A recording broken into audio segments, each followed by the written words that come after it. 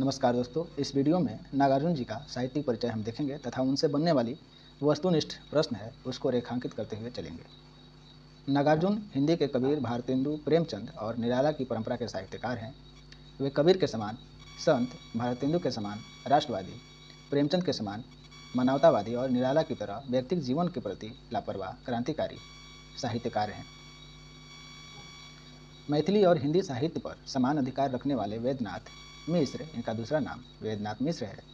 अर्थात नागार्जुन का जन्म जून 1911 ज्येष्ठ मास की पूर्णिमा को अपने ननिहाल सतलखा जिला दरभंगा, जिला का नाम दरभंगा और बिहार में पैतृक निवासी इसी जिले के तरौनी ग्राम में हुआ था।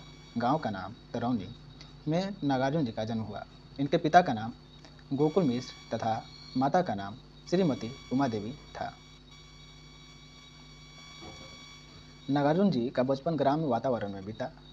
वहाँ उन्होंने दयनीयता, रूढ़िबद्धता, अंधविश्वासों को बहुत नज़दीक से देखा। जब बड़े हुए तो जवानी में नगरों का जीवन भी देखा। यात्री उपनाम से वे मैथिली में कविता लिखते थे।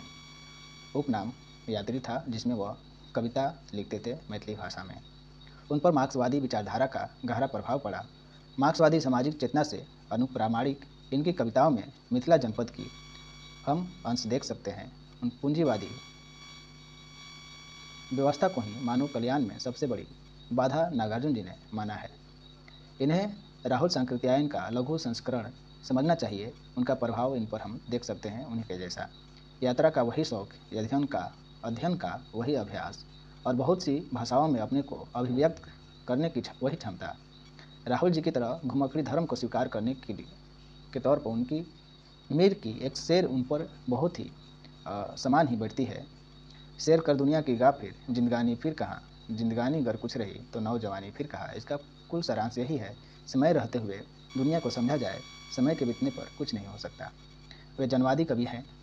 वह अपने रचनाओं के माध्यम से पाठकों को अपने साथ खेत की मेड़ों, कछारों, गेहूँ, धान की सुनहली बालों, मौलश्री कटहल के पेड़ों के बीच ले जाकर पूरे परिवेश को अंश माढ़ल के स्वरों से, किशोरों की कोकिल कंठ बाल स्मृतियों से जोड़कर जीवन की अर्थवता आस्तिक बना देते हैं अपनी कविता के माध्यम से, अपनी कविता के पूरी संवेदनाओं के माध्यम से। नागार्जुन जी ने एक ओर विषम दारिद्र्य तो दूसरी ओर झूठी अभिमान, मनोबल, आत्मशक्ति आदि का जंजाल देखा है।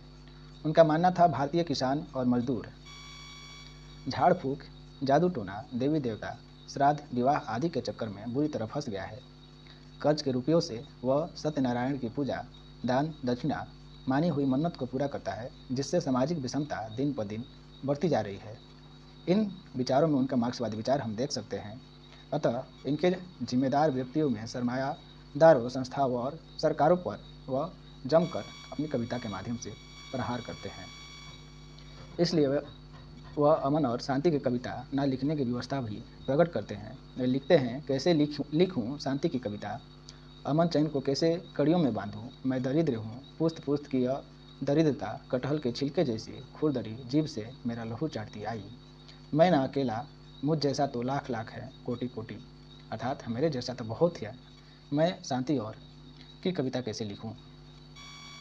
यह कोटि कोटि जन के प्रतिनिधि कवि हैं, जो जनता तक अपनी भावनाओं को अपने रचना के माध्यम से संप्रेषित करने और उसे प्रशिक्षण देने के लिए वह व्यंग का प्रयोग करते हैं। जैसे वे व्यंग रूपी कविता के रूप में लिखते हैं, बापू के भिताव निकले तीनों बंदर बापू के, सकल सूत्र उलझाव निकले तीनों बंदर बापू के। स्थान स्थान पर वर्ग, वैषम्य तथा बदलाव को भी वे रेखांकित करते चलते हैं।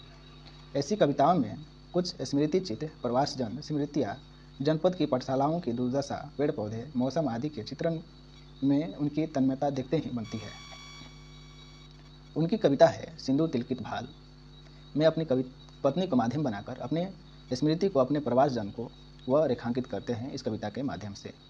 याद आते वह स्वजन जिनकी स्नेह में भींगी अमृतमय आँख, स्मृति विहंगन की कभी थकने ना देती पाँख। याद आता वह मुझे तरौनी ग्राम उनका ग्राम है, उसको भी वह कविता में स्थान देते हैं।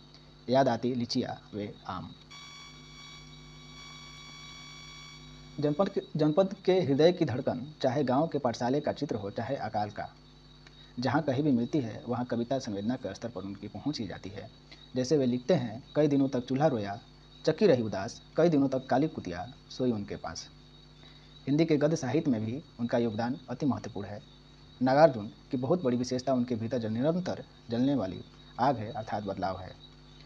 नागार्जुन पुराने सड़े हुए समाज, रीति नीति और समाप्त कर देने चाहते हैं और नए समाज की रचना करना चाहते हैं। उनके प्रत्येक उपन्यास में नए समाज की आकांक्षा और उसकी प्रतिष्ठा का तंत्र हम देख सकते हैं, उसका संकेत देख सकते हैं। जैसे कुछ उदाहरण उनके उपन्यास के दिए गए हैं। रतिनाथ की चाची में लेखक ने एक निजी जीवन संदर्भ उपन्यास के अंग बना दिए हैं। इसमें एक कुलीन किंतु निर्धन विधवा की करुणा कहानी के माध्यम से मिथिला अंचल की सामाजिक जीवन अंतर्विरोधों को उन्होंने दिखाया है। बलचन्मा उपन्यास में एक परिश्रमी एवं ईमानदार किसान को अन्याय एवं अत्याचार के विरुद्ध संघर्ष करता हुआ दिखाया गया है।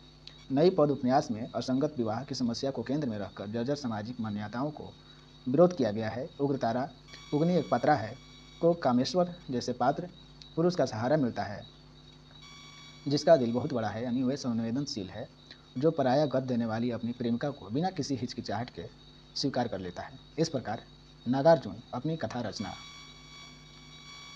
के माध्यम से सभी प्रकार के शोषण से मुक्त नए समाज की प्रतिष्ठा में पूरी शक्ति से लगे रहे हैं। इस प्रकार उनकी साहित्यिक कृतियाँ कुछ इस प्रकार हैं। प्रथम कविता 1929 में मिथिला जो मैथिली भाषा में थी। प्रथम हिंदी कविता 1933 में विश्व बंधु साप्ताहिक लाहौर में प्रकाशित हुई, जो राम के प्रति है, अभी अनुपलब्ध जैसी है। वो अपने समय में कई लेखकों से मिल चुके हैं, अपने नायकों से अपने समय में मिल चुके हैं। जैसे 1938 में राहुल सांकृत्यायन तथा स्वामी सहजानंद और सुभाष चंद्र बोस से भी वह मिल चुके हैं। उनकी कविता संग्रह है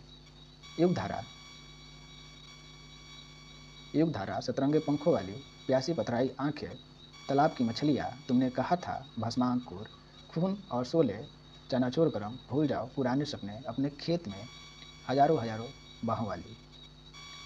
कुछ उपन्यास है जो ऊपर हम देख भी चुके हैं। रतिनाथ की चाची 1948, बलचन्मा 1952, नई पौध 1953, बाबा बटेश्वर नाथ 1954, अरुण के बेटे 1957, दुखमोचन 57, गरीबदास 79। कहानी संग्रह है आसमान में चंदा तेरे, समीक्षा संस्मरण है एक व्यक्ति एक युग। अनुवाद उन्होंने कई ग्रंथ का किया है। गीत गोविंद, मेघदूत, विद्यापति के गीत, विद्यापति की कहानियाँ को उन्होंने अनुवाद किया है। साहित्य अकादमी पुरस्कार से उन्हें सम्मानित किया गया है। इसके जैसा और भी पत्रहीन नग्नगाछ जो मिथिला में लिखे थे, उनके लिए साहित्य अकादमी पुरस्कार दिया गया था 1969 ईस्वी में। भारतीय पुरस्कार, मैथिली शरण गुप्त सम्मान, राजेंद्र शिखर सम्मान तथा साहित्य अकादमी की फेलोशिप से भी वह सम्मानित है। इस तरह हमारी वीडियो समाप्त होती है। वीडियो पसंद आए तो लाइक सब्सक्राइब करें। धन्यवाद।